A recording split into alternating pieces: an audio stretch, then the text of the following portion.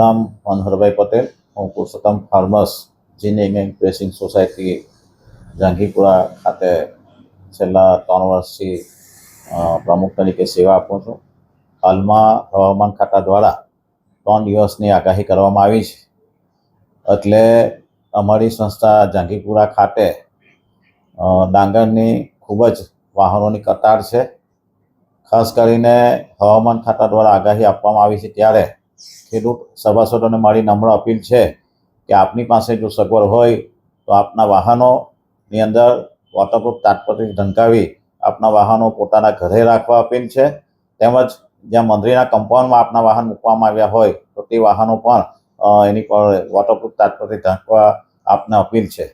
ખાસ કરીને અમારી સંસ્થામાં લગભગ 3 લાખ જેટલી ગુણીની સંગ્રહ કરવાની ક્ષમતા છે, પણ ઉનાળુ ડાંગર ની વેચાણ હજુ લગભગ 45,000 જેવું ગુણી જંગીપુરા સેન્ટર પર બાકી છે અને એની ડિલિવરી પણ બાકી છે.